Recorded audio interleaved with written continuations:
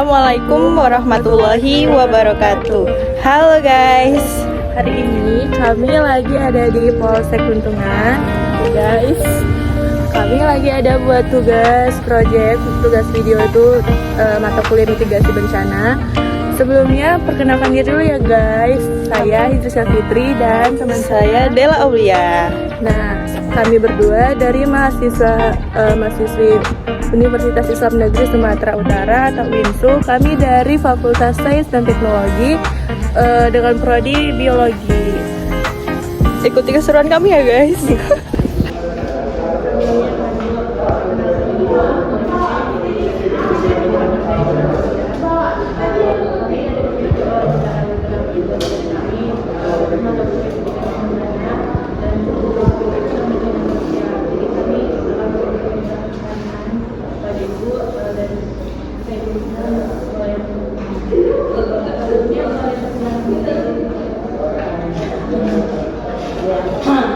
Jadi saya Kapolsek Medan Kuntungan itu Christine Malayani sebagai Ketua SSMA.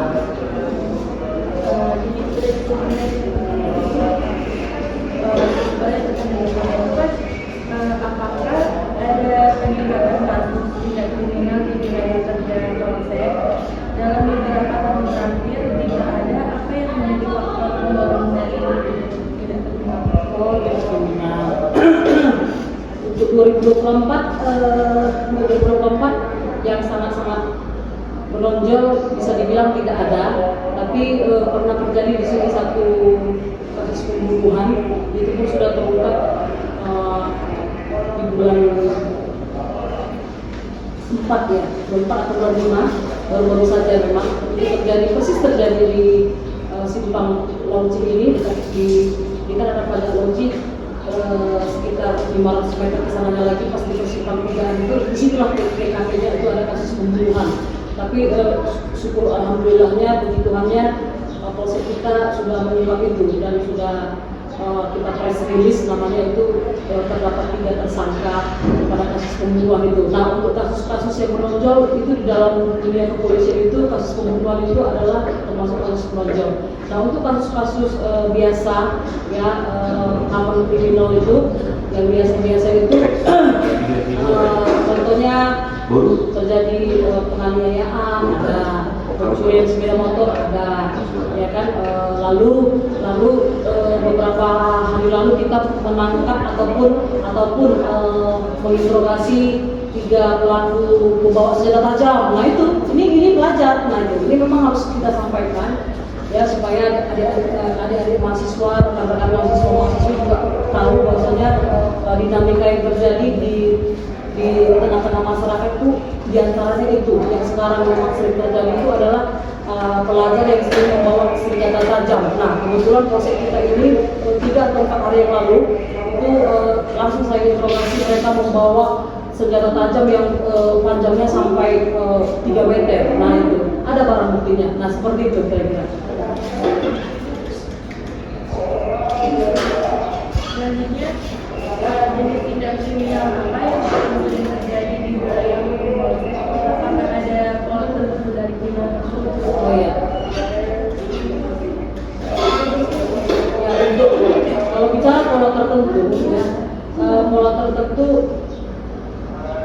untuk pola tertentu itu kalau kita melihat dari segi pelaku ya. Jadi pelaku tindak pidana tidak ditunjukkan ini itu kebanyakan kalau saya lihat itu rata-rata tidak memiliki pekerjaan, bisa dibilang pengangguran. Nah maka itulah polanya sehingga artinya mengarah ke keperluan ekonomi, keperluan perut, keperluan makan sehari-hari. Jadi akhirnya ada yang mencuri pagar, itu deh pagar besi.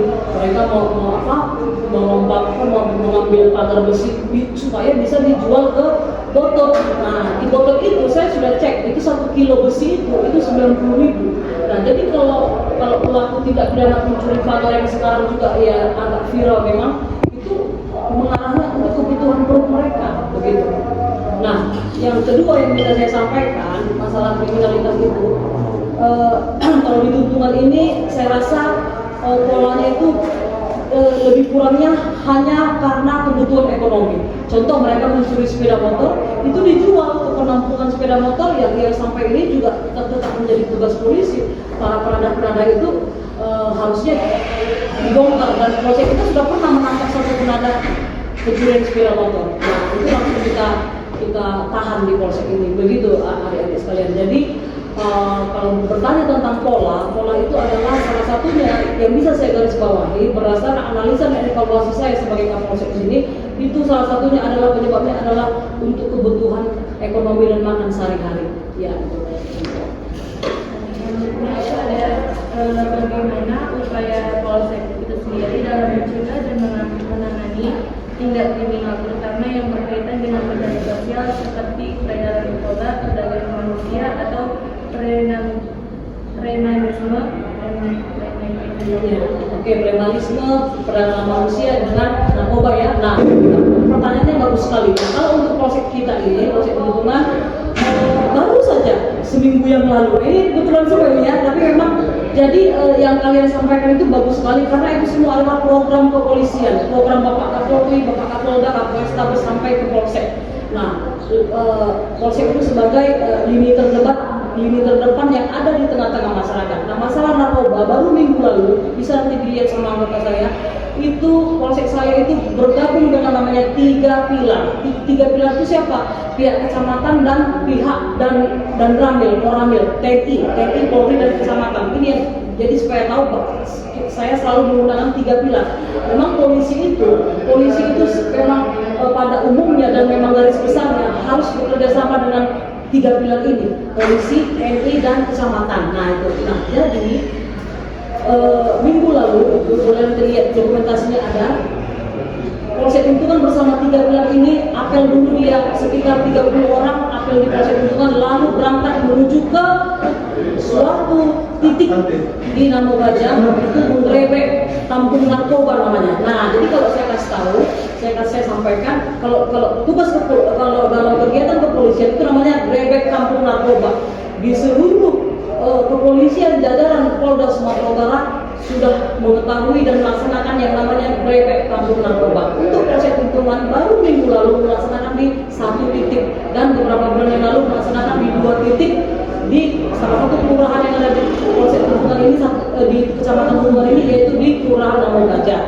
Nah jadi kalau nanti mahasiswa mungkin bisa lihat dari media sosialnya, karena saya viralkan semua kegiatan saya ini, kegiatan kepolisian ini saya viralkan semua, baik media elektronik, TV, media cetak, semua kita main, media elektronik, medsos, wartawan itu semua kita main. Mungkin adik-adik mahasiswa boleh lihat yang namanya YouTube Polsek Tuntungan atau YouTube yang saya kelola bersama wartawan itu, nama wartawan itu Kiel Ganding. Nah itu semua itu masalah kegiatan polsek semua saya viralkan, tapi yang positif ya. Nah jadi masalah gerebek kampung narkoba ini adik-adik sekalian, ternyata benar itu namanya pondok narkoba. Pondok itu dibuat oleh sekelompok orang yang memakai narkoba, di mana mereka di situ bisa pakai sambungan. Jadi ketika kita ke situ itu ditemukan barang-barang bukti, yaitu aqua yang berisi pipa-pipa bom, ya alat yang dipakai untuk memisah sabu. Nah jadi seperti itu maraknya. Jadi memang mungkin ya kebetulan kalian mahasiswa, saya harapkan mahasiswa itu bisa membantu Polri dalam hal ini mensosialisasikan betapa bahayanya penyalahgunaan narkoba, dan percaya bahwa polisi memang selalu aktif dalam yang namanya gerakan gerebek kampung narkoba. Sebenarnya bukan kampung narkoba saja, apabila di komplek-komplek masyarakat pemukiman pun kita menemukan rumah-rumah atau kos-kosan yang ada pesta-pesta narkoba, itu sudah pernah kita lakukan. Contoh di polsek-polsek lain itu banyak, itu langsung digrebek, ditangkap, dan apabila terbukti melanggar pasal Undang-Undang Nomor 35 Tahun 2009 tentang bahaya penyalahgunaan narkoba, itu langsung bisa dilakukan penahanan. Oke? Selanjutnya, apa tantangan terbesar yang dihadapi oleh polsek dalam menangani bencana sosial tersebut? Apakah ada kendala terkait sumber daya manusia, anggaran, atau koordinasi dengan instansi yang terkait? Ya, kalau kendala pasti ada ya, saya sampaikan kendala pasti ada. Karena yang namanya manajemen, satu manajemen itu pasti man, money, and method. Man, money, and method. STM-nya, money adalah anggarannya, method adalah metode ataupun ya kan, man, money, and method. Saya sampaikan 3M itu. Method itulah pola yang dilaksanakan oleh kepolisian, metodenya, cara kerjanya. Jadi saya sampaikan satu lagi.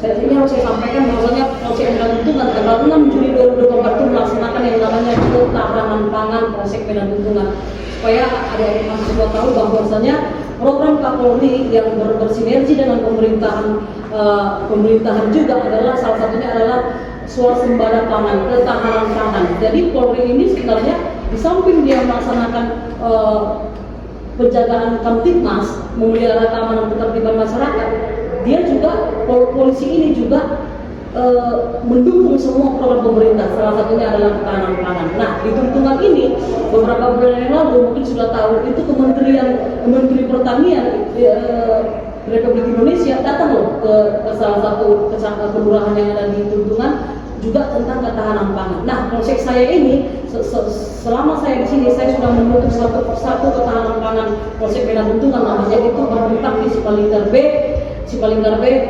Lebar luasnya adalah 1 hektar sekitar 10.000 meter bujur sangkar luasnya, terdapat 1.000 buatan tanaman pohon dan berkisar 200 lebih jenis tanaman, bayangkan. Nah, jadi itulah namanya ketahanan pangan. Bagaimana saya di sini selaku Kapolsek bisa bermitra dengan pemilik kebun, ya, pemilik kebun kan ini yang punya kebun kan bukan saya, tapi kita bisa membentuk kemitraan. Itulah kemarin itu tanggal 6 bulan 6 bulan itu dicanangkanlah yang namanya ketahanan pangan Polsek Medan Tuntungan. Saya mengundang 200 petani. Jadi siapa petani-petani di Tuntungan ini ataupun dari luar, tidak menutup kemungkinan dari luar, itu bisa membeli bibit-bibit tanaman yang ada di ketahanan pangan kebun kami dulu. Karena di situ menjual contoh bibit aren, bibit cabai, bibit jengkol, pete pun ada loh.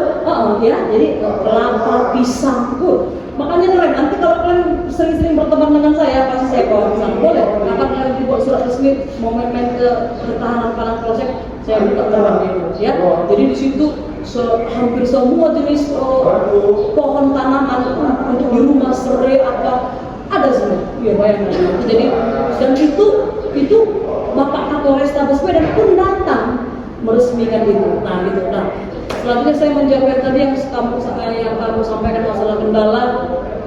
Kalau di polisi kendala pasti ada, tapi yang namanya kepolisian, ya adik-adik sekalian, tidak pernah mempermasalahkan yang namanya kendala. Yang namanya polisi itu dituntut supaya bagaimana semua tugas-tugas kepolisian itu bisa berjalan dengan baik. Makanya sebagai seorang Polri dituntut harus bisa yang namanya bermitra dengan potensi yang ada di masyarakat. Apa maksudnya, Bu? Maksudnya adalah bagaimana saya bisa bermitra dengan contoh, ya kan? Contoh misalnya unsur pemuda yang ada di Tuntungan, Karang Taruna, LPM, Bapak Camat, Bapak dan Ramil, ya, pengusaha-pengusaha mungkin bisa saja. Nah, semua mitra-mitra itu yang disebut dengan potensi masyarakat, ya. Jadi kalau saya di sini tidak bisa harus selalu berbicara masalah kendalanya, nggak ada anggaran, nggak ada ini, gimana tidak seperti itu. Tapi bagaimana, itulah bicara manajemen metode tadi, bagaimana saya bisa melaksanakan semua yang program kepolisian ini dengan kemitraan 3 pilar dan potensi yang ada di Kecamatan Tuntungan, gitu deh. Apalagi selanjutnya bagaimana strategi proses ini dalam mengedukasi dan mencegah generasi muda terlibat dalam ya, kemudian misalnya sosial, kalau kalian mengikuti kegiatan saya soalnya banyak. Bulan berapa itu kemarin di Royal Sumatera Golf ini loh, Royal Sumatera Tuntungan, tahu ya, itu Royal Sumatera itu adalah semua orang tahu itu adalah komplek dan di dalamnya ada lapangan golf, ya kan?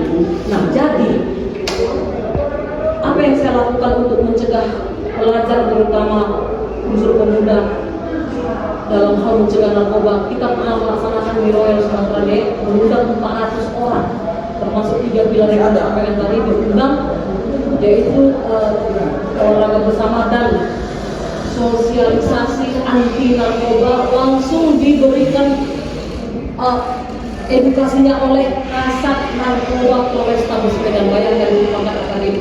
ya. Jadi segitu besarnya lah upaya polsek kita ini, upaya saya ini untuk benar-benar mengajak seluruh pemuda, pelajar, anak-anak, ya, orang tua semua. Masuk aja dulu ke dalam. Yang saya mengundang Ini video. supaya Ini sama-sama lagi video. mengingatkan. Jangan sampai generasi penerus kita Mami nampak Dini nggak? sudah mencoba narkoba kena sekali itu Iya, pasti iya. ketagihan deh, pasti. Kenapa? Karena di dalam narkoba itu ada namanya zat adiktif, zat ketergantungan. Makanya dibilang jangan pernah sentuh narkoba, akan memintanya seperti minta makan nasi. Kalau kita makan nasi 1 hari 3-4 kali deh, segitu juga lah kita minta narkoba itu. Ini harus saya sampaikan karena di dalam narkotika obat-obat terlarang itu ada yang saya bilang tadi zat adiktif, secara garis besar saja yang saya sampaikan. Ada zat ketergantungan. Makanya kenapa orang kalau sudah candu narkoba sampai sakau itu susah melepaskannya gitu deh. Nah, apalagi Selanjutnya, adakah program rehabilitasi atau integrasi bagi korban bencana sosial seperti pengemis, sembarangan atau narapidana?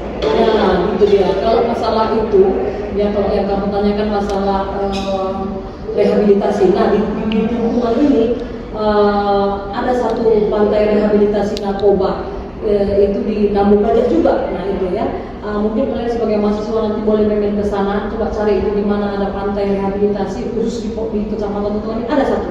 Ya itu biasanya itu cara kerjanya itu kalian menemui lurahnya di situ, boleh main-main ke pantai rehabilitasi untuk pemakai narkoba. Nah jadi sama seperti yang dilakukan proses peruntukan, ketika ada pemakai narkoba yang harus direhab, tetap kita secara administrasi melaporkan kepada Sat Narkoba Polrestabes Medan dan akhirnya mendapat rekomendasi dari BNN provinsi, ya, Badan Narkotika Nasional itu kalau memang hasilnya perlu direhab, maka Polsek mendampingi pemakai narkoba ini sampai ke pantai rehab.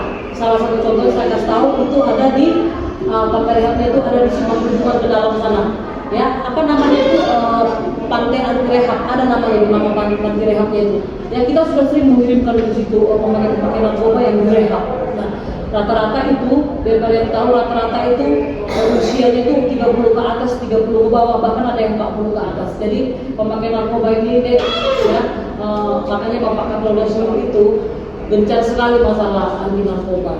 Ya, mungkin kalau kalian monitor itu, Pak Kapolda juga ya, bersama tim yang namanya narkoba Polda Sumut sudah banyak sekali ya mengungkap kasus narkoba termasuk sampai ke polsek. Nah, gitu. Jadi apalagi tadi pertanyaannya, nah itulah ya, jadi rehabilitasi itu tapi rehabilitasi itu harus benar-benar dilakukan oleh pemakai narkoba itu supaya dia benar-benar bisa tidak ingin lagi memakai narkoba itu. Hasilnya berapa lama?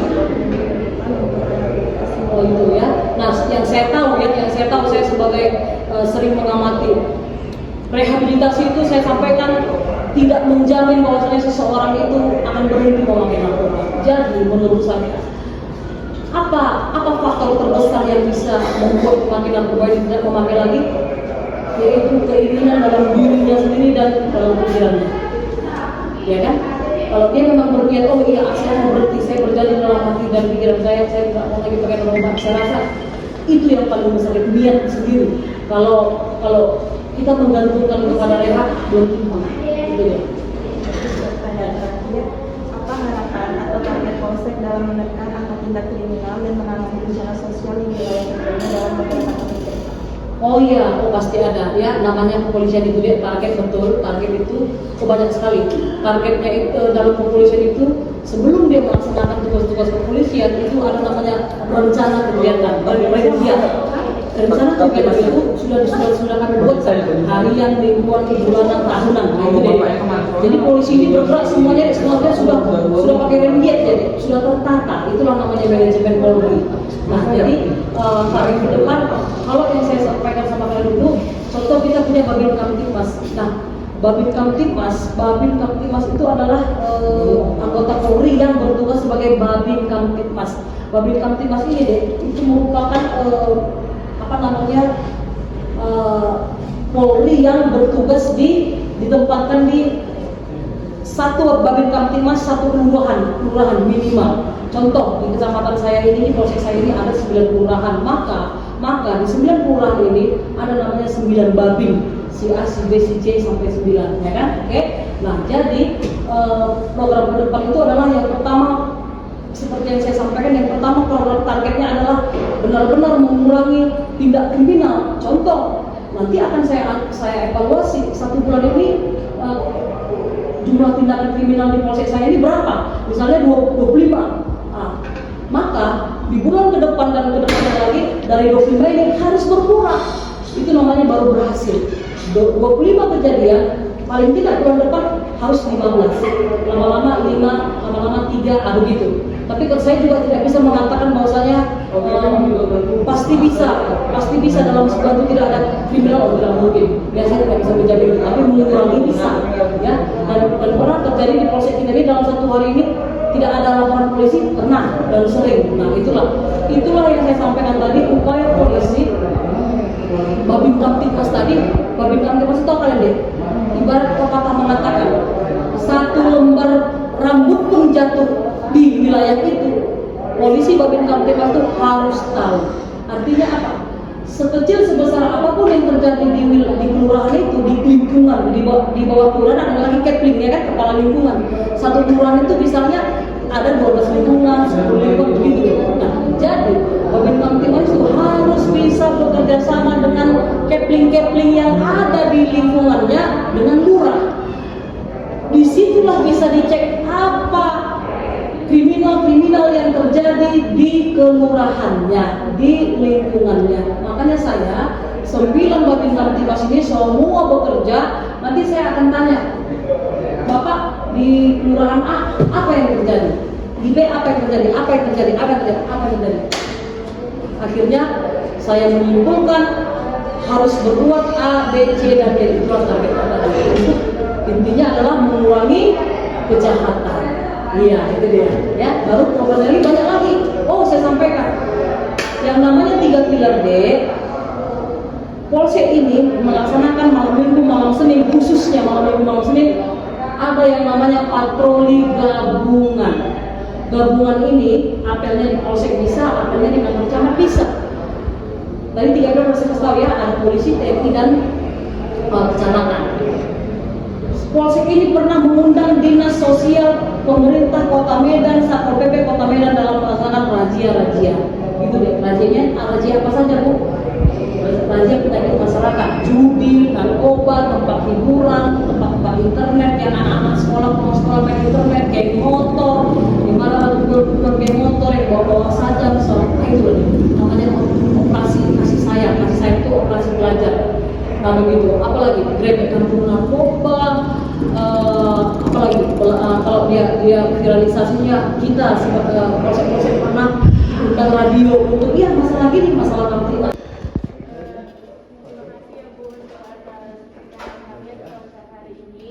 Semoga apa yang disampaikan oleh Ibu bisa bermanfaat untuk kami dan bermanfaat kepada masyarakat Palestina dan kita mengikuti kriminal yang ada di kita semua. Oke, terima kasih Bu. Ada kata-kata terakhir seperti itu? Oh iya, oke. Jadi kepada adik mahasiswi yang sudah datang ke Polsek Perhubungan, saya ucapkan terima kasih. Mungkin dengan apa yang saya sampaikan melalui pertanyaan-pertanyaan kalian, bisa membantu Polri, ya, membantu Polri dalam hal mensosialisasikan betapa kita masyarakat umum juga harus menghindarkan diri dari perbuatan-perbuatan yang melanggar hukum dan bisa mencegah diri kita dari segala bentuk kejahatan. Oke, itu saja. Terima kasih.